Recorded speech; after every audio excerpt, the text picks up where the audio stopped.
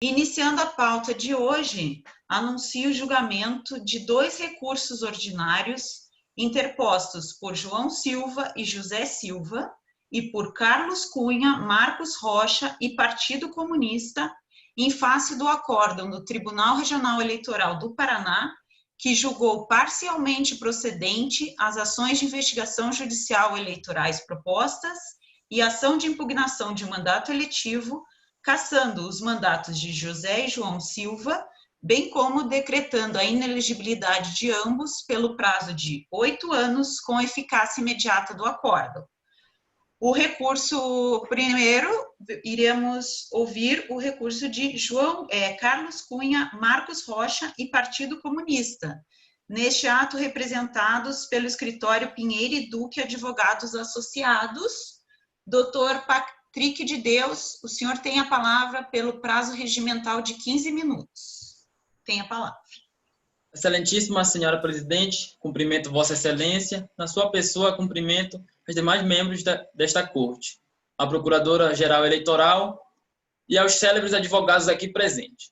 Neste primeiro momento, seriam destacados os fatos e os fundamentos que ensejaram a cassação dos mandatos dos irmãos Silva, pelo Tribunal Regional Eleitoral do Paraná, pelos seguintes ilícitos: propaganda antecipada, abuso do poder econômico e o uso indevido dos meios de comunicação, os quais, ao decorrer do processo, denota assertiva a decisão do Tribunal Regional Eleitoral do Paraná acerca da cassação dos mandatos dos irmãos, seguindo a legislação e a jurisprudência majoritária desta Corte.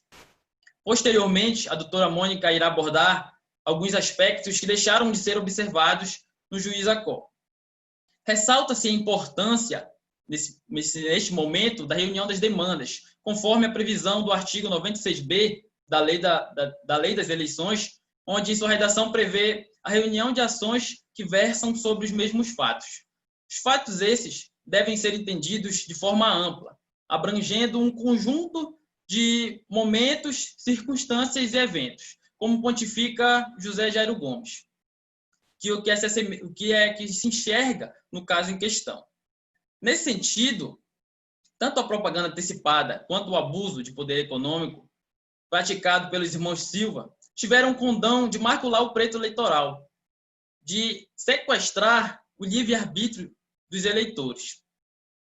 Os irmãos Silva, excelências, realizaram, no mínimo, 75 eventos na pré-campanha, onde é vedado, em diversas localidades, inclusive com a divulgação massiva de suas pré-candidaturas antecipadas nos meios de comunicação, assim como a divulgação, como a contratação de empresas de marketing especializada para, de forma a transparecer e a chegar de uma forma mais evidente aos eleitores as suas propagandas antecipadas que foram realizadas. É importante esclarecer a Vossas Excelências que o que caracteriza a propaganda antecipada vai além do pedido explícito de voto, como a excelentíssima ministra Rosa Weber, no agravo regimental número 924, da relatoria do ministro Tarcísio Vieira de Carvalho Neto, julgado no dia 26 de 6 de 2018, delineia que o pedido explícito de voto pode ser aferido a partir do contexto da publicidade. E o contexto da publicidade está escancarado como forma de propaganda antecipada. Contexto esse que, além de ser gravoso para o pleito eleitoral, traz consigo o abuso do poder econômico. Nesta diapasão... Doutor Patrick, o senhor me concede uma pergunta? Eu vou perguntar acerca... O senhor falou nos seus memoriais e agora que tem propaganda antecipada diante de vários compartilhamentos realizados por eleitores em suas redes sociais. Eu queria que o senhor explicasse em relação à anuência dos réus em relação a isso, a esses compartilhamentos. Excelência, o artigo 57J da Lei das Eleições, combinado com as alíneas A e B do artigo 28 da Resolução 23.610, 2019 do TCE, veda o disparo em massa, assim como a sanção chega aos beneficiários das condutas. Esta Corte Eleitoral admite a possibilidade de indícios para a comprovação da participação direta ou indireta, ou de seu consentimento, conforme o acórdão do TSE, julgado no dia 4 de 5 de 2017, da relatoria do ministro Luiz Roberto Barroso. Então, como é sabido por todos, a versatilidade da internet acerca do Instagram, WhatsApp e Facebook, onde a cada dia vem se desenvolvendo as ferramentas, é possível verificar que as condutas dos eleitores após compartilhamentos, marcações e menções chegam à anuência do candidato. E ele, como eleitor também, de fato, que visa a obstar as irregularidades diante do pleito eleitoral, deveria obstar essas condições, tirando a marcação dessas redes sociais ou então colocando as suas contas privadas para que não acontecesse tais ilícitos eleitorais.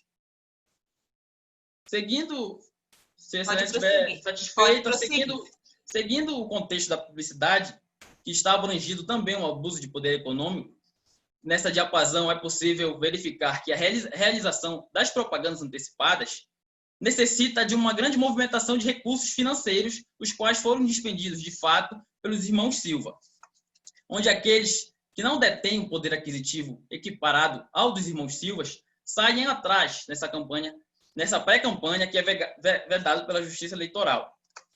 Assim, ocorre pelos irmãos Silva uma estipulação do direito da isonomia perante ao pleito eleitoral, onde a legislação traça critérios para que possam fiscalizar esses gastos e de forma a trazer a isonomia de fato que o pleito eleitoral necessita.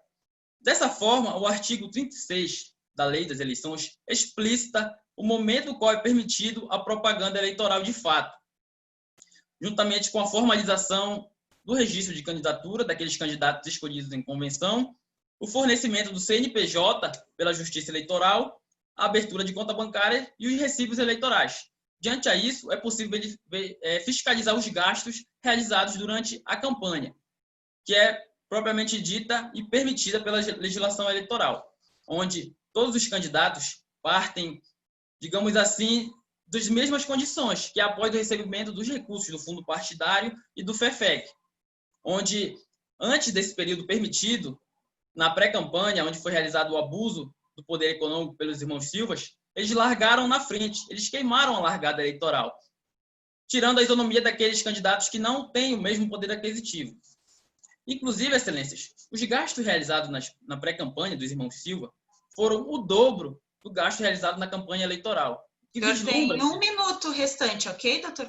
Gostaria de solicitar 1 minuto, se fosse possível, para concluir a fala. Eu vou consultar as eminentes ministras se concordam com o pedido do nobre advogado. Não me oponho, senhora presidente. Também não, devendo ser também adicionado ao tempo da parte adversa. Então, o pedido está deferido, doutor Patrick. O senhor terá mais 1 minuto, que também será garantido à parte adversária. Pode prosseguir. Conforme configurado diante aos autos e os fatos narrados aqui, é possível verificar o abuso econômico dos irmãos Silvas. Aliado a isso, verifica-se o abuso indevido dos meios de comunicação, onde, além dos disparos em massa das fake news realizadas por eleitores, o qual se configura o nome subjetivo entre os candidatos e os eleitores pelos fatos suscitados durante o processo, a situação das entrevistas concedidas pelos irmãos Silva na rádio, o qual a sua família é detentora, ultrapassando o limite de 60 minutos aos demais candidatos, onde a rádio trata-se de uma transmissão onde abrange os locais onde a TV, a internet e a imprensa escrita não alcança. A rádio abrange essas localidades mais distantes da comunidade, em geral, do centro da cidade, onde a população é extremamente grande também. E os candidatos utilizaram desse meio para sequestrar o livre voto do eleitor. Muito obrigado.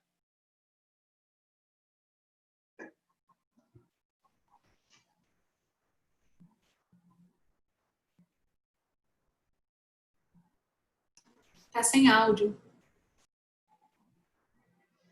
Desculpe. Passo a palavra à doutora Mônica Rael. Excelentíssima senhora presidente, inicialmente eu gostaria de reiterar os cumprimentos já proferidos pelo doutor Patrick e, sem mais delongas, pelo que foi exposto, requerer que seja analisada a conduta referente à captação ilícita de sufrágios, bem como seja considerada a prova oriunda da gravação ambiental.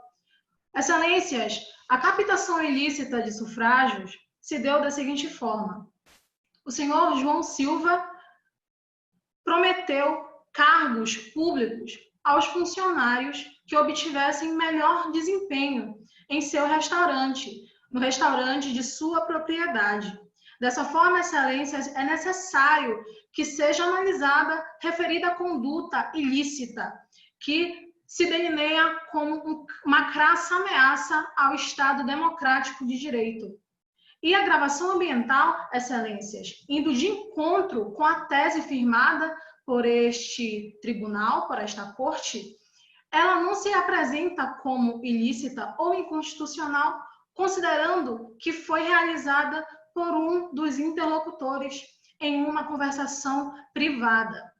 Outro ponto que também se requer é a questão da análise da conduta referente ao abuso do poder. Doutora Mônica, eu vou fazer uma intervenção nesse caso, só para, voltando um pouco na captação de sufrágio, eu queria perguntar se a senhora vê alguma diferença na gravação realizada dentro do escritório do recorrido e no restaurante, como está delimitado nos autos, para fins de admissibilidade da prova.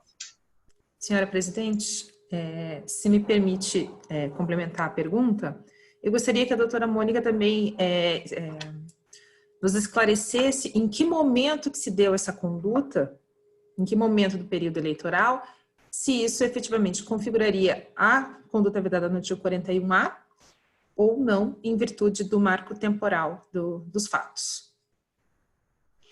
Excelência, evidentemente há diferença entre as conversações gravadas em ambientes públicos e privados. Por quê? Porque a admissibilidade deste tipo de prova se dá exatamente quando realizada por um dos interlocutores, da forma que se deu na segunda gravação, no escritório, entre o mandatário do senhor João Silva e um dos funcionários deste.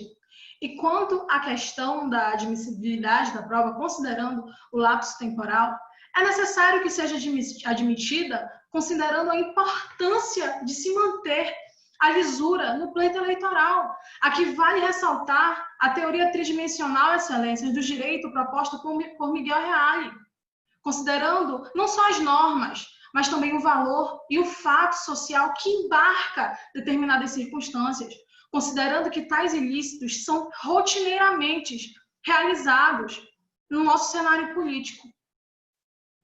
Peço que a autorização para prosseguir, excelência. Pode prosseguir. Excelência, o outro ponto que também nós requeremos é exatamente a análise da conduta referente ao abuso do poder religioso, considerando que os candidatos se fizeram presentes em um centro espírita e que, ainda que não tenham assomado a tribuna para requerer votos, isto foi feito pelo líder religioso. Excelências, ali se teve contato com um dos sentimentos mais genuínos do ser humano, que se trata da fé. Excelências, aqui no meu estado, quando ocorre o Círio de Nazaré, diversos devotos andam ajoelhados por quilômetros no sol, devido ao poder da fé, guiados tão somente pela fé. Então, excelências, aí se demonstra clara a falta da idoneidade moral para se ocupar um cargo político, para se ser um representante do povo e para se garantir a soberania popular, excelências. Dessa forma também, nós requeremos que seja afastada a inelegibilidade em face do vice-governador, considerando a desnecessidade do litisconsórcio passivo. E também, para findar, nós requeremos, com fulcro no artigo...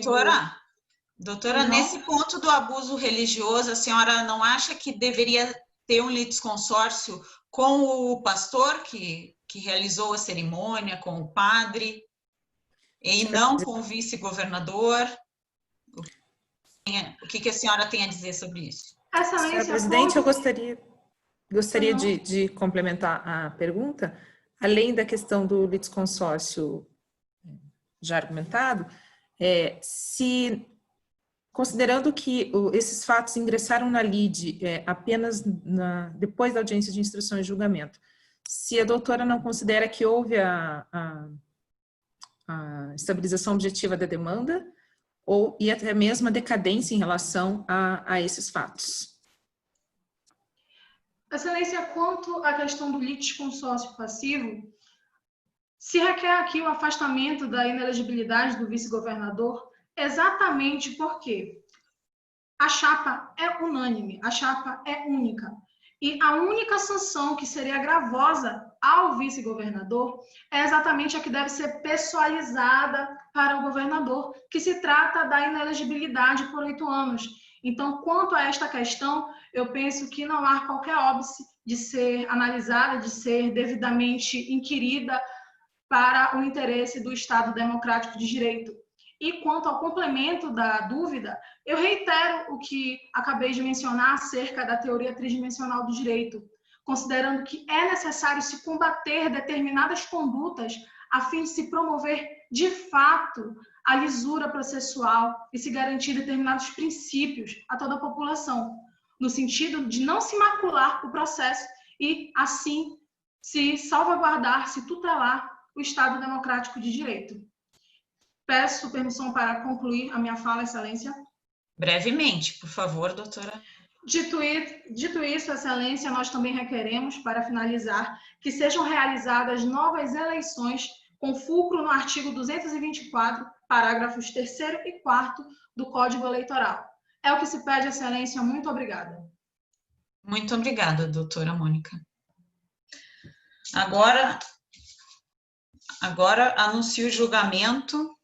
Alguém tem mais, as nobres ministras têm mais alguma pergunta a fazer para a doutora? Não, Excelência. A senhora está dispensada, doutora Mônica, muito obrigada. Agora anuncio o julgamento do recurso interposto por José Silva e João Silva, neste ato representado pelo escritório Peron e Simon Advogados Associados. E quem usará da palavra será o doutor Adeval Aguiar, pelo prazo regimental já consignado. O senhor tem a palavra, doutor Adeval. Boa noite a todos.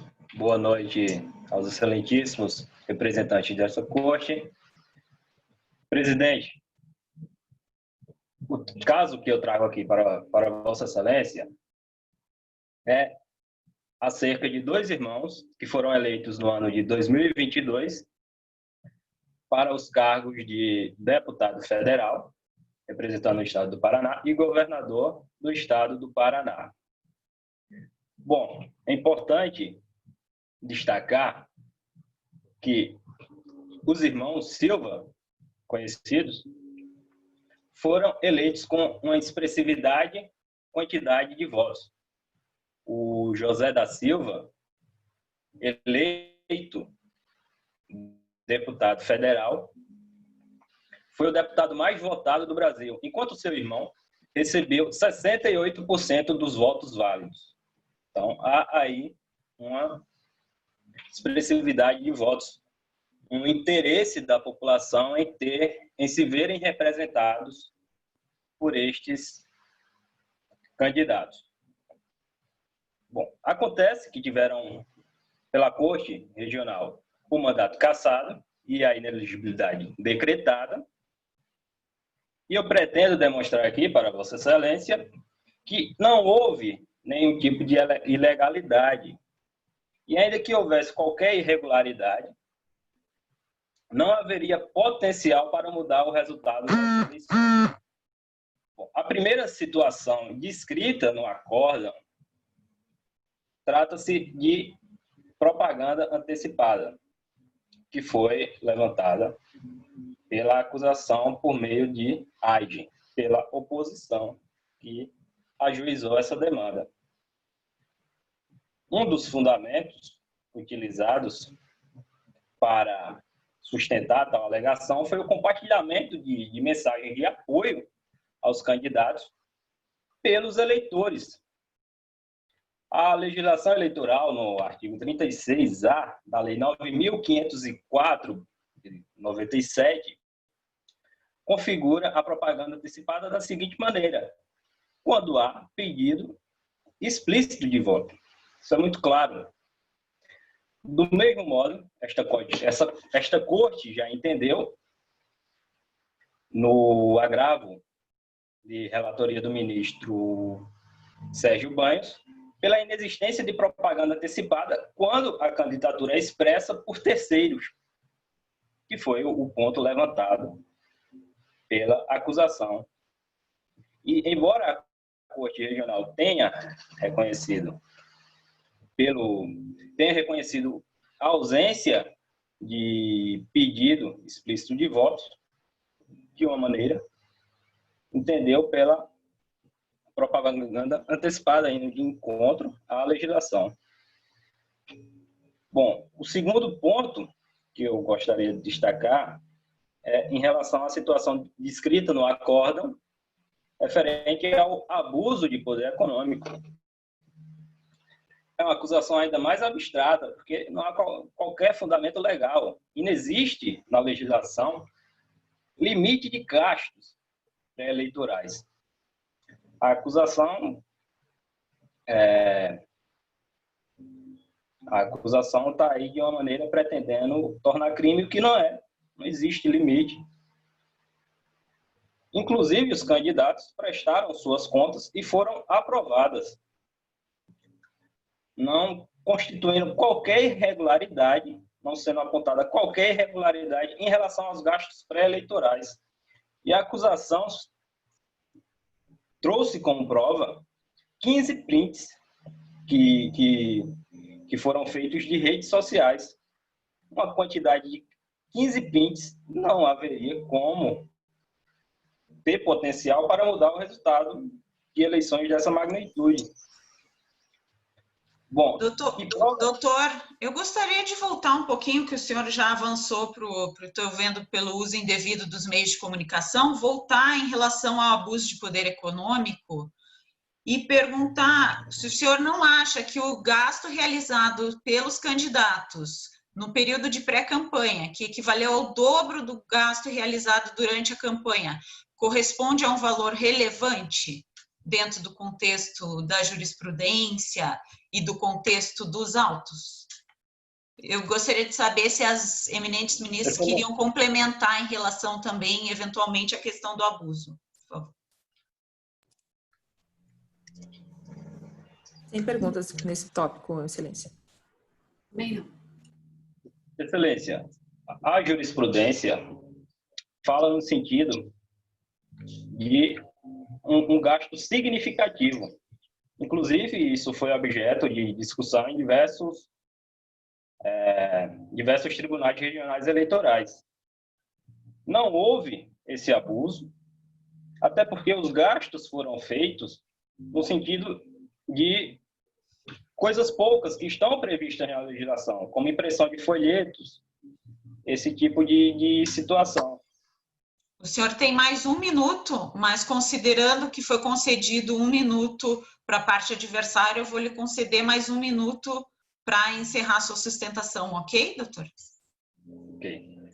Bom, então, corroborando com esse entendimento, de que não houve abuso de poder econômico, as contas foram aprovadas, oportunamente foram apresentadas e foram aprovadas, não se constatando nenhum tipo de irregularidade em relação aos gastos pré-eleitorais. Houve uma campanha, uma pesquisa feita pelo IBOP, que indicou que os entrevistados indicaram a sua preferência por candidatos que nunca haviam sido eleitos para cargos públicos. Então, nesse sentido, não haveria potencial para haver uma mudança, ainda que fosse constatada qualquer irregularidade, no resultado das eleições. Obrigado. Obrigada. As eminentes ministras têm mais alguma pergunta para o doutor Adeval? Satisfeita. Não, satisfeita. Obrigado, o senhor está dispensado. Então, doutor Adeval, vou passar a palavra agora ao doutor Diego Almeida, pelo prazo de 10 minutos, já que já foi concedido o prazo anterior de 1 minuto de acréscimo ao doutor Adeval. Doutor Diego Almeida, o senhor tem a palavra pelo prazo de 10 minutos. Boa noite, excelências, eminente presidente desta sessão, a pessoa de quem saúdo, as demais ministras e estendo os meus cumprimentos a esse egrégio tribunal.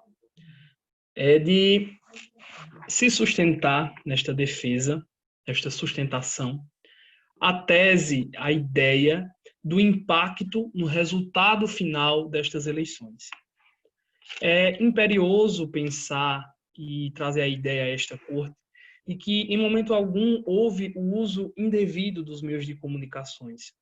Até mesmo porque os minutos que a acusação alega e tenta imputar aos irmãos não tem o condão, ou até mesmo, se comprovados reiteradamente nos autos e se acatados por este egrégio tribunal, não tem o condão de mudar o resultado final das eleições. Afinal, estamos falando de 60 minutos equiparados a uma eleição geral no Brasil em que se tem absolutamente um recorde de votos. Então, falar de um uso indevido dos meios de comunicação é colocar em xeque uma eleição nacional que supostamente teria sofrido essa interferência a partir destes minutos e que a acusação sustenta ter se usado indevidamente os irmãos Silva.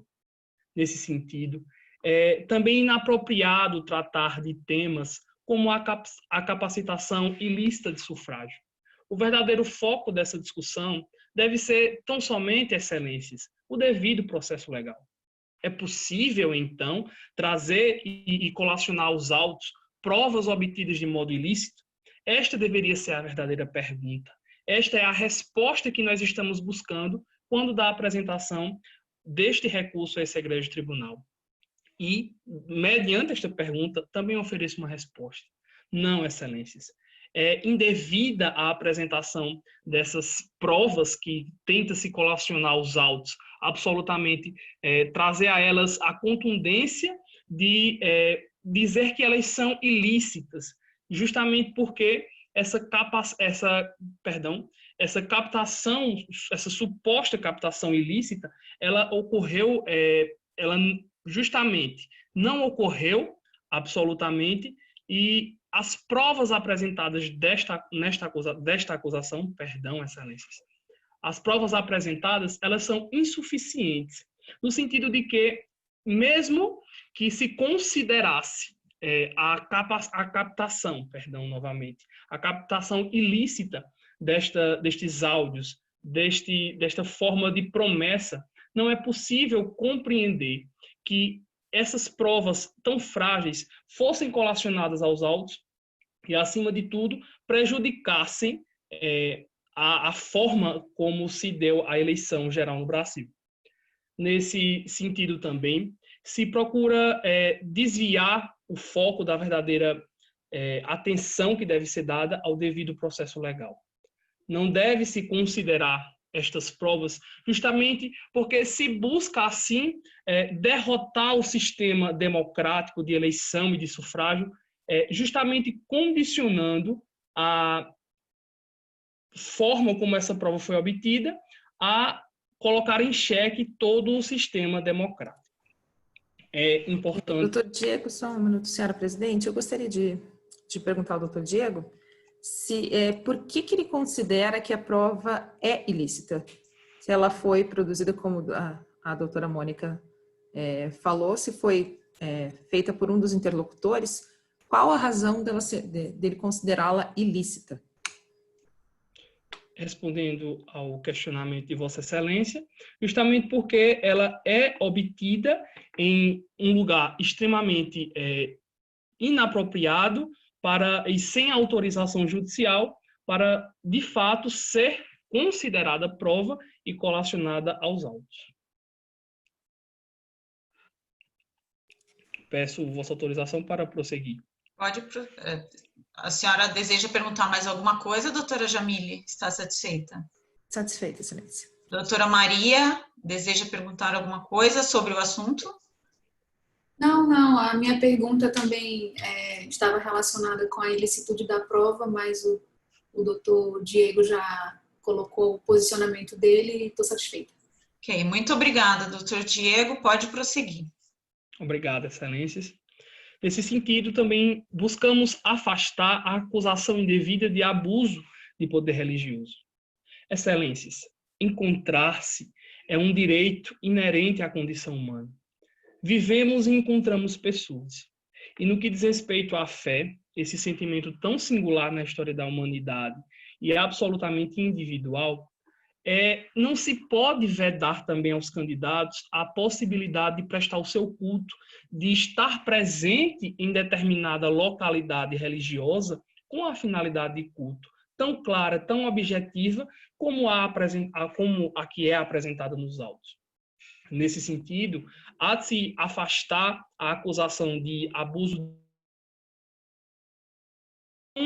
Não houve, em momento algum, a tomada da palavra pelos candidatos absolutamente para pedir votos. É importante salientar que o direito à fé, que é a verdadeira discussão desse tema, deve também ser assegurado. Doutor Diego, eu vou interromper nesse tópico do abuso de poder religioso e lhe perguntar se os réus não poderiam responder na condição de beneficiários das condutas realizadas pelo religioso, em nome deles e em favor deles. Excelência, eu gostaria de complementar a pergunta e, além disso, se o religioso em questão, se ele não deveria também constar do polo passivo da demanda, considerando que os fatos foram... ele é o responsável pelos fatos ora trazidos, assim como gostaria de saber se o senhor entende que os fatos foram trazidos aos autos no momento oportuno. Excelência, se a senhora me permitisse pedir a Vossa Excelência para repetir a sua pergunta, não consegui compreender bem. A da doutora Jamile ou a minha, doutor Diego? A da doutora Jamile, por gentileza. Doutora Jamile, por favor. Pois não. Eu gostaria de saber se o senhor entende que o religioso, o senhor Lucas de Souza, se eu não me engano, se ele deveria constar no polo passivo da demanda, se há, nesse caso, desconsórcio passivo necessário, na medida em que ele foi o responsável pelos atos tidos como ilícitos, e se esses fatos relativos ao abuso de poder religioso, se eles foram trazidos aos autos no momento oportuno, na medida em que houve um aditamento por parte do Ministério Público, que só veio aos autos depois da audiência de instrução, já durante o ano de 2023. Então, eu gostaria que o senhor falasse sobre o litisconsórcio passivo necessário e sobre a tempestividade aí do aditamento do Ministério Público. Compreendi. Muito obrigado. Doutor Diego, restam 2 minutos, ok? Se o senhor puder responder brevemente as perguntas, eu agradeço. Obrigado. Nesse breve pouco de tempo que me resta, é importante destacar que o líder religioso ele também tem direito a uma expressão política. Ainda que lhe seja dado o direito à palavra e a palavra a determinado grupo, ele também tem uma manifestação. E justamente não existe prova alguma que mostre a compactuação entre os irmãos e o líder religioso no sentido de ser beneficiado. Desta feita, se afasta totalmente esse litisconsórcio passivo e, do ponto de vista material, nós refutamos desse modo. Do ponto de vista processual, a inclusão sim é possível, justamente porque estava-se em um recurso ao Tribunal Regional Eleitoral, na qual era plenamente possível aditar justamente ao processo e aos autos. Mas, materialmente, se busca afastar esta alegação indevida, justamente porque, em momento algum, há o pedido explícito de voto pelos candidatos, mas porque o líder religioso também tem direito a uma expressão política e, embora ele conduza isso de uma forma pública, isso não pode ser imputado como ato ilícito. É nestes termos, excelências, que pedimos o indeferimento das alegações e o efeito suspensivo da decisão prolatada pelo Tribunal Regional Eleitoral em afastar os irmãos de seus respectivos cargos, concedendo a eles o retorno imediato aos seus cargos. Obrigado. Muito obrigada, doutor Diego. O senhor está dispensado. Agora vamos retornar com a réplica. Doutor Patrick, o senhor tem a réplica pelo prazo regimental de 3 minutos. Está com a palavra, doutor. Diante da notoriedade de todas as condutas praticadas pelos irmãos Silva, é evidente o abuso do poder econômico nessas condutas. Uma vez como o nobre doutor falou que os gastos na pré-campanha, por mais que sejam transparentes, não há nenhum prejuízo, excelências, vejamos da seguinte forma: o teto para gastos dos respectivos cargos, tanto de governador como de deputado federal, ultrapassam, no gasto que foi feito, o dobro na pré-campanha, ultrapassam o limite de 7.700.000, só na pré-campanha, sendo o dobro da campanha. Então, excelências, se todos os pré-candidatos utilizassem de seu poder econômico para gastar na pré-campanha aproximadamente 7 milhões, é de forma que se verifica que macula o processo eleitoral. E é que a legislação veda esses gastos de pré-campanha acerca dessas condutas praticadas pelos irmãos Silva.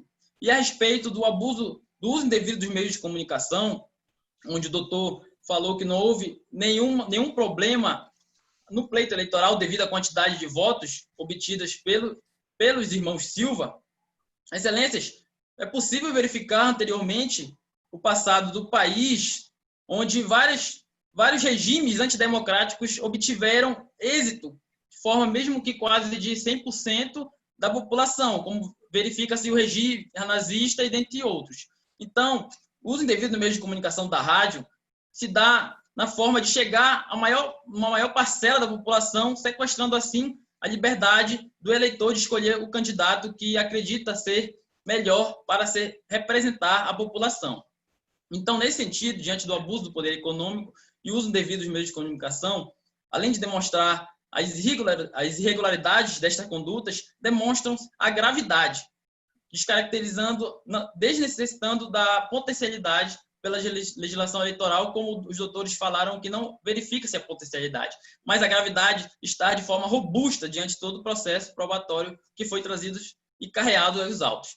Nestes termos, pede que seja mantida a cassação dos irmãos Silva, conforme a decisão do Tribunal Regional Eleitoral, e que sejam analisadas as condutas que deixaram de ser observadas pelo TRE, a fim de se trazer nesse lápis probatório mais gravidade a essas condutas.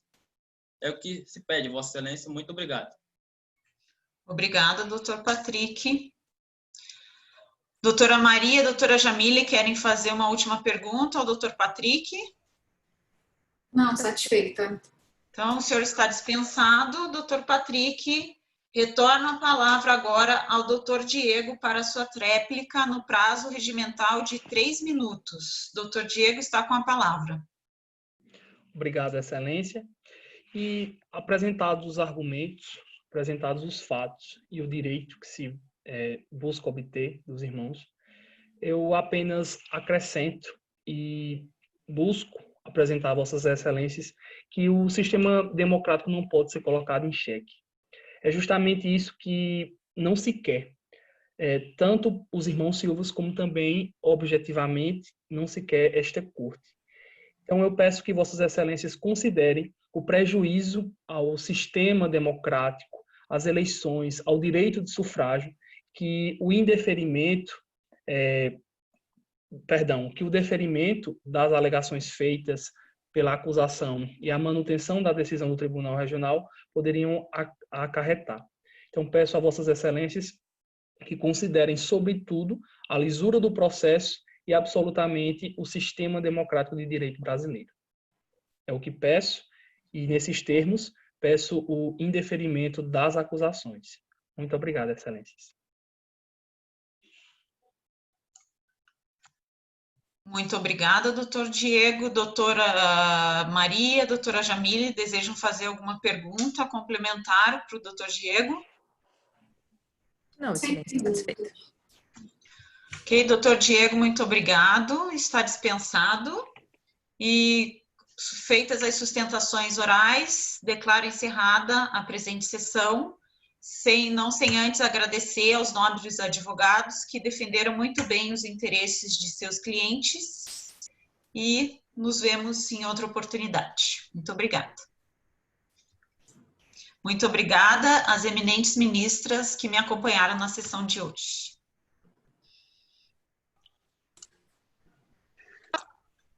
Agradeço à doutora Lara, à doutora Maria Benigno, à doutora Jamile pela condução da rodada, especialmente a doutora Lara aí que presidiu esse painel.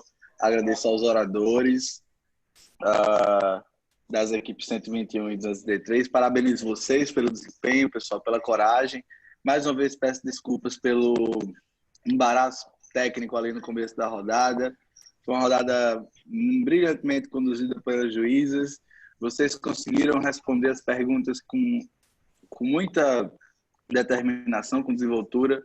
Parabéns, eu acho que o grande aprendizado da Multicorte, vocês já levam essa bagagem, vocês já estão levando, que talvez seja esse o maior de todos os prêmios possíveis, assim. Então, meus parabéns. Peço às avaliadoras que procedam com o preenchimento dos formulários com as notas nos próximos 15 minutos, 20 minutos. Mais uma vez, em nome de toda a comissão organizadora, peço desculpas pelo problema técnico ocorrido no começo da rodada e passo a palavra à doutora Lara e às demais juízas para fazerem suas considerações e encerrarem, por fim, esta rodada da primeira Electoral Multicorte Competition. Muito obrigado, tenham todos uma boa noite. Doutora Lara, a palavra está com a senhora. Olha, eu queria agradecer de novo, eu já fiz isso ontem, a comissão organizadora, mas principalmente eu acho agradecer a vocês que tiveram a coragem de vir aqui e fazer essa sustentação oral. Não é fácil, demanda desenvoltura, coragem, e olha, vocês estão de parabéns. Isso daí já é uma alta bagagem profissional para vocês, podem ter certeza que vocês sairão na frente depois dessa competição. É isso, muito obrigada. Da mesma forma, eu também parabenizo novamente a comissão organizadora. O probleminha técnico perfeitamente compreensível, acredito que não atrapalhou o desenvolvimento das sustentações orais. Eu vi todos os 4 oradores muito bem preparados, muito bem colocados, e estavam atentos às perguntas, responderam de forma objetiva. E, de fato, cada um de vocês merece parabenização por ter se colocado. É algo que a vida profissional nos coloca em situações que vocês estão vivendo enquanto acadêmicos. Então, parabéns por se colocarem nesse desafio e desejo a vocês que prossigam na competição e que tenham esse aprendizado para a vida. Eu vou me filiar ao que as minhas colegas já disseram, parabenizar todos pela determinação, pelo preparo, foram todos muito bem,